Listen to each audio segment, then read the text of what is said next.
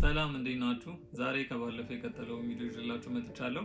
እንግዲህ በዛሬው ቪዲዮ ፔሮል ሺት ወይም ደግሞ ፔሮል ሬጂስተር እንዴት ማዘጋጀት እንደምንችል ዲሞንስትሬሽን ፕሮብለሞችን ወይም ደግሞ ኢላስትሬቲቭ ኤግዛምፕሎችን ይዤላችሁ መጥቻለሁ። በዚህ ቪዲዮ የምንመለከታቸው ይሆናል ማለት ነው። ፔሮል ሬጂስተር ወይም ፔሮል ሺት እንዴት ማዘጋጀት እንደምንችል አንድ ምሳሌ ይዤላችሁ መጥቻለሁ። ይህንን ምሳሌ እንመልከት። ABC company has the following information for the month of September 30, 2016 and wants to prepare the payroll register for the month. So እዚህ ቴብሉ ላይ ለመመልከት እንደምንችለው ABC company 3 ሰራተኞች አሉት። እያንዳንዱ ሰራተኞች ስም ተጠቅሷል። ቤዚክ ሳላሪያቸው ተጠቅሷል። መንዝሊ አለዋንሳቸው፣ ኦቨርታይም የሰሩት እንደዚሁም ደግሞ ኦቨርታይሙን የሰሩበት ጊዜም ተጠቅሷል ማለት ነው። ለምሳሌ ያክል የመጀመሪያው ሰራተኛ ሰናይት ባህሩ ናቸው። ቤዚክ ሳላሪያቸው 2080 ነው። መንዝሊ ያለው አንሳቸው 1000 ብር ነው። ኦቲ ሃወር የሰሩት ደግሞ ለ10 ሰዓት ያክል ነው። ይሄን የኦቨርታይም ስራ የሰሩት ደግሞ እስከ ምሽቱ 4 ሰዓት ድረስ ባለ ሰዓት ነው። ሁለተኛው ሰራተኛ አብዱ ከድር ናቸው። ቤዚክ ሳላሪያቸው 12800 ነው። መንዝሊ ያለው አንሳቸው 1500 ነው። ኦቨርታይም የሰሩት ለ6 ሰዓት ያክል ነው። ይህንን ኦቨርታይም የሰሩት ደግሞ በረፍት ቀናቸው ወይም ደግሞ እሁድ ቅዳሜ ላይ ነው ማለት ነው። ሶስተኛው ሰራተኛ ከበደ ወልዴ ናቸው። ቤዚክ ሳላሪያቸው 4800 ነው። መንዝሊ ያለው አንሳቸው 500 ነው። ኦቨርታይም የሰሩት ለ10 ሰዓት ያክል ነው። ይህንን ኦቨርታይም የሰሩት ደግሞ በፐብሊክ ሆሊዴይ ላይ ወይም ደግሞ የህዝብ በዓላት ተብሎ በሚከበር ቀን ነው ማለት ነው። እነዚህ ኢንፎርሜሽኖች ተሰጠውናል። ይህን ኢንፎርሜሽን መሰረት በማድረግ ፔሮል ሬጂስተር ወይም ፔሮል ሺት እንዴት እንደምናዘጋጅ እንመለከታለን። ከዚሁ ጋር ተያይዞ ሌላ ተጨማሪ ኢንፎርሜሽኖችም ተሰጠውናል። የመጀመሪያው ኖት ዳት ማኔጅመንት ኦፍ ዘ ኤጀንሲ ዩዥዋሊ ኤክስፔክትስ ኤ ወርከር ቱ ወርክ 40 hours in a week and during September 2016 all workers have done as they have been expected። እንግዲህ እዚህ ጋር የተሰጠን ተጨማሪ ኢንፎርሜሽን ምንድነው? ድርጅቱ ሰራተኞችን በሳምንት ለ40 ሰዓት ነው የሚያሰራቸው። በሳምንት ለ40 ሰዓት ነው የሚያሰራቸው ማለት በወር ምን ያክል ይሆናል ማለት ነው? 40 ሰዓት ሲባዛ በአንድ ወር ውስጥ 4 ሳምንታት አሉ። 40 ሲባዛ በ4 ስናደርግ ለ160 ሰዓታት ነው ሰራተኞቹ የሚሰሩት ማለት ነው። ይህንን ካልኩሌት ማድረጋችን የሚጠቅመን ለምንድን ነው? በኋላ የኦቨርታይም ኢርኒንግን ካልኩሌት ስናደርግ በወር ውስጥ ምን ያክል ሀወር እንዳለ ካወቅን ሀወርሊ ሬቱን በቀላሉ ካልኩሌት ለማድረግ ያስችለናል ማለት ነው። ሁለተኛው ቢሳይድ ኦል ወርከርስ ኦፍ ዲስ ካምፓኒ አር ፐርማነንት ኢምፕሎይዝ። ሌላው ተጨማሪ ኢንፎርሜሽን ምንድነው? ድርጅት ውስጥ ያሉ ሁሉም ሰራተኞች ፐርማነንት ኢምፕሎይዝ ናቸው። ሌላው the monthly allowance of ከበደ is not taxable። ሌላው እዚህ ጋር የተሰጠን ኢንፎርሜሽን ደግሞ ምንድነው? ለአቶ ከበደ የተሰጠው የመንዝሊ አለዋንስ ያ ማለት 500 ብር ያክል መንዝሊ አለዋንስ አለው።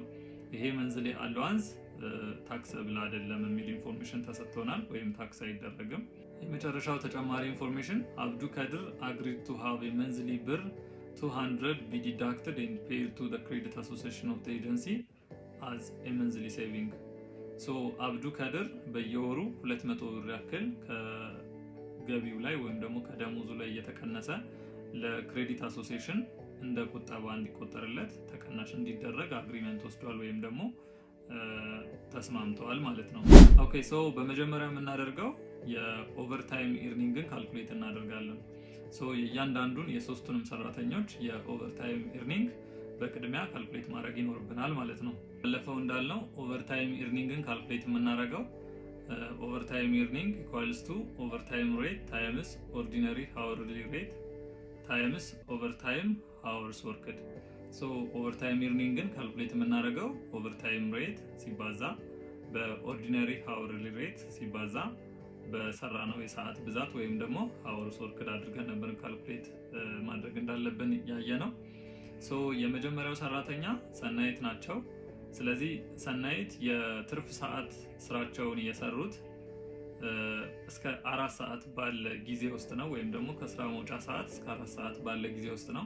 ስለዚህ ሰራተኞች የኦቨርታይም ስራቸውን ወይም ደግሞ የትርፍ ሰዓት ስራቸውን ከስራ መውጫ ሰዓት እስከ ምሽቱ 4 ሰዓት ድረስ የሚሰሩ ከሆነ የኦቨርታይም ሬቱ ስንት ነው ብለን ነበረ? 1.5 ነው ብለን ነበረ።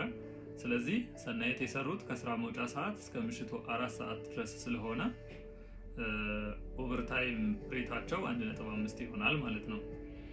ከዛ ቀጥሎ ካልኩሌት ማድረግ ያለብን ኦርዲነሪ ሃወርሊ ሬትን ነው። ሶ ኦርዲነሪ ሃወርሊ ሬት ደግሞ እንዴት ነው ካልኩሌት የሚደረገው ብለናል።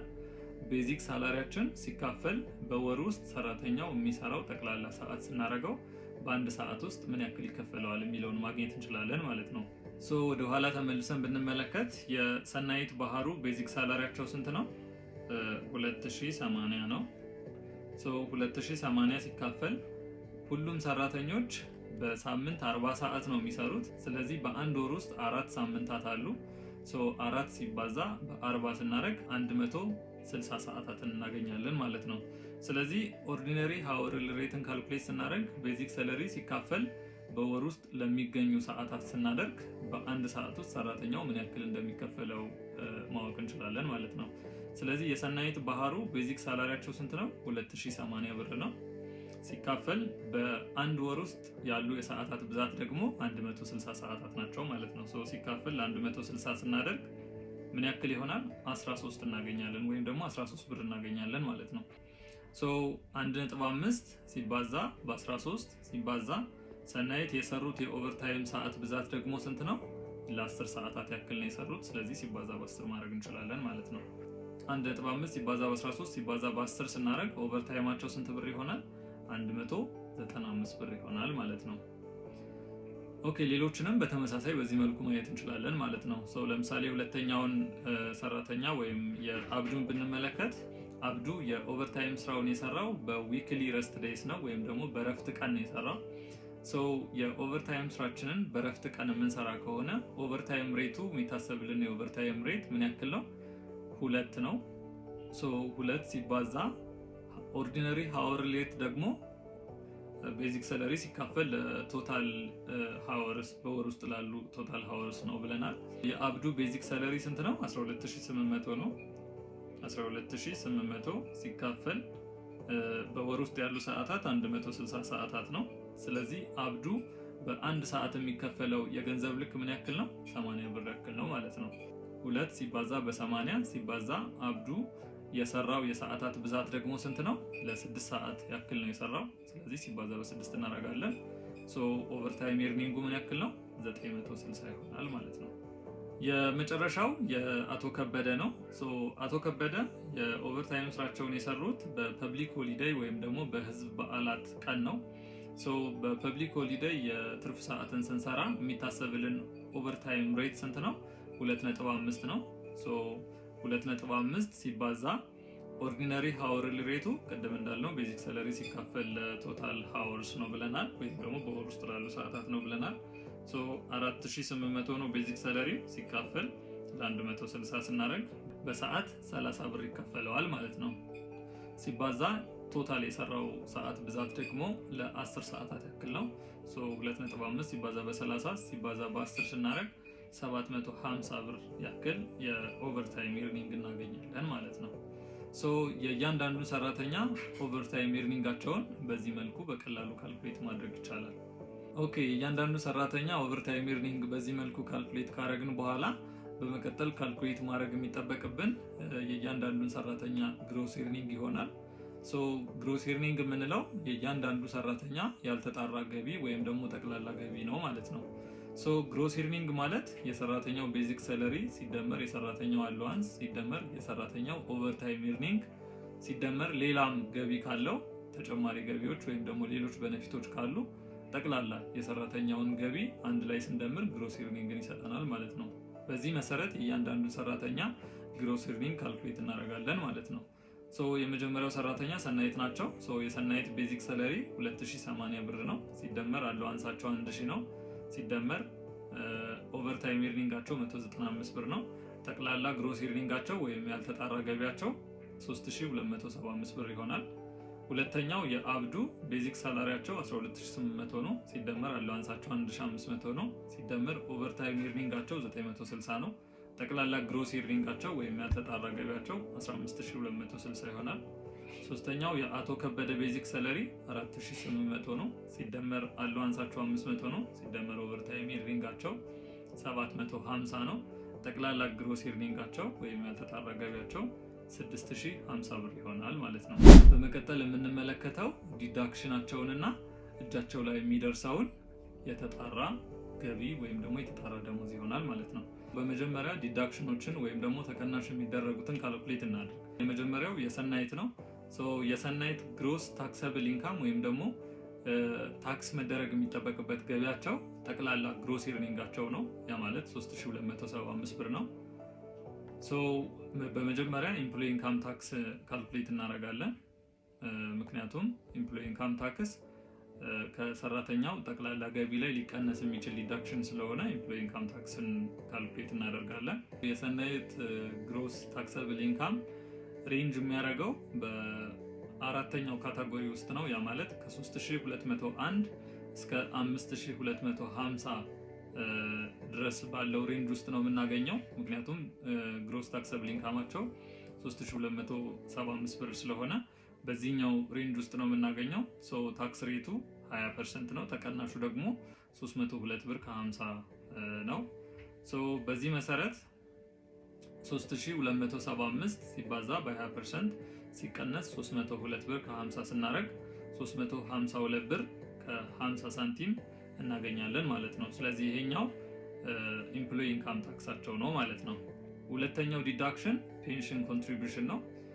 እንደሚታወቀው እያንዳንዱ ሰራተኛ የቤዚክ ሳላሪውን 7% ያክል ለፔንሽን ኮንትሪቢዩት ማድረግ ይጠበቅበታል። ስለዚህ የሰናይት ቤዚክ ሳላሪ 2080 ብር ነው። ሲባዛ በ7% 145 ብር ከ60 ሳንቲም ይሆናል ማለት ነው። ስለዚህ የሰናይት ግሮስ ኢርኒንግ ላይ ተቀናሽ የምናደርጋቸው ሁለቱን ይሆናል ማለት ነው። ያ ማለት ኢምፕሎይ ኢንካም ታክሳቸው 352 ብር ከ50 እና ፔንሽን ኮንትሪቢዩሽናቸው ደግሞ 145 ብር ከ60 ሳንቲም ማለት ነው። ስለዚህ እነዚህን ሁለቱን ስንደምር 498 ብር ከ10 ሳንቲም ይሆናል ማለት ነው። ዲዳክሽኖችን በዚህ መልኩ ካልኩሌት ካደረግን ከአለን ቶታል ግሮስ ታክሰብል ኢንካም ላይ ያ ማለት ከ3275 ላይ ቶታል ዲዳክሽኖችን ስንቀንስ ሰራተኛው እጅ ላይ የሚደርሰውን ኔት ፔይ ማግኘት እንችላለን ማለት ነው። ግሮስ ታክሰብል ኢንካማችን 3275 ብር ነው። ከሰራተኛው ላይ መቀነስ ያለበት ቶታል ዲዳክሽን ደግሞ 498 ብር ከ10 ሳንቲም ነው። ከ3275 ላይ 498 ብር ከ10 ሳንቲም ስንቀንስ ሰራተኛው እጅ ላይ የሚደርሰውን ኔት ፔይ ወይም ደግሞ ሆም ቴክ መኒ የምንለውን እናገኛለን ማለት ነው። ሁለቱንም ቁጥሮች ስናቀናንስ 2776 ብር ከ90 ሳንቲም እናገኛለን ማለት ነው። ስለዚህ የሰራተኛ ወይም ደግሞ ሰናይት እጅ ላይ መድረስ የሚጠበቅበት ወይም ሆም ቴክ መኒ የምንለው ይሄን ያክል የገንዘብ ልክ ይሆናል ማለት ነው። ሁለተኛው የአብዱ ነው። በተመሳሳይ መልኩ ካልኩሌት እናደርጋለን ማለት ነው። የአብዱ ግሮስ ታክሰብል ኢንካም 15260 ነው። ይሄኛው የገቢ ልክ ከ10900 ብር በላይ ስለሆነ ታክስ የሚደረገው በ35% ነው እንደሚታወቀው። ስለዚህ ኢምፕሎይ ኢንካም ታክስን ካልኩሌት ስናደርግ 15260 ሲባዛ በ35% ሲቀነስ ተቀናሹ ደግሞ 1500 ነው። 3841 እናገኛለን ማለት ነው። በተመሳሳይ ፔንሽን ኮንትሪቢዩሽንንም ካልኩሌት እናደርጋለን። ስለዚህ የአብዱ ቤዚክ ሳላሪ 12800 ነው። ሲባዛ በ7% ስናደርግ ፔንሽን ኮንትሪቢዩሽናችን ምን ያክል ይሆናል? ወደ 896 ብር አካባቢ ይሆናል። እንዲሁም አዲሽናል ኢንፎርሜሽን ውስጥ አብዱ በየወሩ ከደሞዙ ላይ 200 ብር ተቀናሽ እየተደረገ ለክሬዲት አሶሲዬሽን ገቢ እንዲደረግ አግሪ ስላደረገ በተመሳሳይ ምን እናደርጋለን? 200 ብር ተቀናሽ እናደርጋለን ማለት ነው።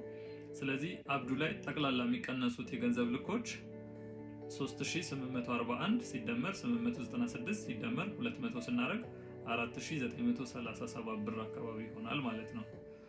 ከግሮስ ታክሰብል ኢንካም ላይ ቶታል ዲዳክሽንን ስንቀንስ አብዱ እጅ ላይ የሚደርሰውን ኔት ፔይ ወይም ደግሞ ሆም ቴክ መኒ የሚለውን እናገኛለን ማለት ነው። ከ15260 ሲቀነስ 4937 10323 ብር አካባቢ የአብዱ እጅ ጋር ይደርሳል ማለት ነው። ወይም ደግሞ ኔት ፔይ የምንለው ይሄን ያክል የገንዘብ መጠን ይሆናል ማለት ነው። ሶስተኛውና የመጨረሻው የአቶ ከበደ ነው። የአቶ ከበደ ግሮስ ኢርኒንግ ምን ያክል ነበረ? 6050 ብር ያክል ነበር። ነገር ግን 500 ብሩ ወይም ደግሞ ለአቶ ከበደ የተሰጠው አለዋንስ ታክሰብል አይደለም ወይም ደግሞ ነን ታክሰብል ነው ተብለን አዲሽናል ኢንፎርሜሽን ተሰጥቶናል። ስለዚህ ግሮስ ታክሰብል ኢንካም የሚሆነው የአቶ ከበደ ከ6050 ብር ማንን መቀነስ አለብን? ታክስ የማይደረገውም ወይም ደግሞ ነን ታክሰብል የሆነውን የገንዘብ መጠን መቀነስ አለብን። 6050 ሲቀነስ 500 ስናደርግ ግሮስ ታክሰብል ኢንካማችን ስንት ይሆናል? 5550 ይሆናል። ይሄኛው የገቢ መጠን ሬንጅ የሚያደርገው ከ5251 እስከ 7800 በሚለው ሬንጅ ውስጥ እናገኘዋለን። በዚህ መሀል ያሉ የገቢ መጠኖች ታክስ የሚደረጉት በ25% ነው። ተቀናሻቸው ደግሞ 565 ብር ነው። በዚህ መሰረት ኢምፕሎይ ኢንካም ታክሳችንን ካልኩሌት ስናደርግ 5550 ሲባዛ በ25% ሲቀነስ 565 ስናደርግ 822 ብር ከ50 ሳንቲም እናገኛለን ማለት ነው። በተመሳሳይ ፔንሽን ኮንትሪቢዩሽናችን የአቶ ከበደ ቤዚክ ሰለሪ 4800 ነው። ሲባዛ በ7% ስናደርግ 336 ብር እናገኛለን ማለት ነው። ጠቅላላ ተቀናሹ ወይም ደግሞ ቶታል ዲዳክሽናችን 1158 ብር ከ50 ሳንቲም ይሆናል። ከግሮስ ታክሰብል ኢንካም ያ ማለት ከ5550 ሲቀነስ ቶታል ዲዳክሽን ወይም ደግሞ 1158 ብር ከ50 ሳንቲም ስናደርግ የምናገኘው የገንዘብ ልክ ስንት ነው? 4391 ብር ከ50 ሳንቲም እናገኛለን። ነገር ግን 500 ብሩ ታክሰብል አይደለም። ተቀናሽ የሚደረጉትን ከቀነስን በኋላ ወይም ደግሞ ታክስ የሚደረጉትን ታክስ ካደረግን በኋላ መጨረሻ ላይ ምን እናደርጋለን? 500 ብር እንደምራለን ማለት ነው።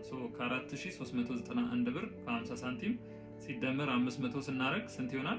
4891 ብር ከ50 ሳንቲም ይሆናል ማለት ነው። ስለዚህ ይሄ የአቶ ከበደ ኔት ፔይ ወይም ደግሞ ሆምቴክ መኒ ነው ማለት ነው። በዚህ መሰረት ካልኩሌት ካደረግን በኋላ በመቀጠል የምናዘጋጀው ፔሮል ሬጂስተር ወይም ደግሞ ፔሮል ሺት ይሆናል ማለት ነው።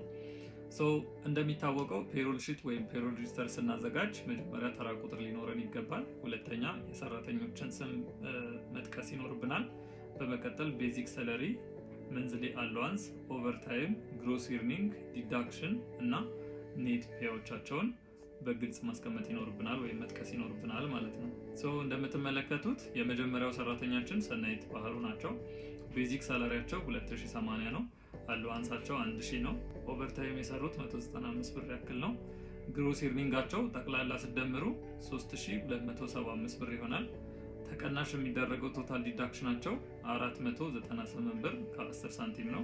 እጃቸው ላይ የሚደርሰው ኔት ፔያቸው ደግሞ 2776 ብር ከ90 ሳንቲም ይሆናል ማለት ነው። የእያንዳንዱ ሰራተኛ በዚህ መልኩ እናስቀምጥና ግራንድ ቶታላቸውን ደግሞ እናስቀምጣለን ማለት ነው። ስለዚህ የሁሉም ሰራተኛ ቤዚክ ሰለሪ አጠቃላይ ስንት ነው? 19680 ብር። የሁሉም ሰራተኛ መንዝሊ አላዋንስ 3000 ብር። የሁሉም ሰራተኛ ኦቨርታይም 1905 ብር። የሁሉም ሰራተኛ ግሮስ ኢርኒንግ 24585 ብር። የሁሉም ሰራተኛ ዲዳክሽን 6593 ብር ከ60 ሳንቲም። የሁሉም ሰራተኛ ኔት ፔይ ደግሞ 17991 ብር ከ40 ሳንቲም ይሆናል ማለት ነው።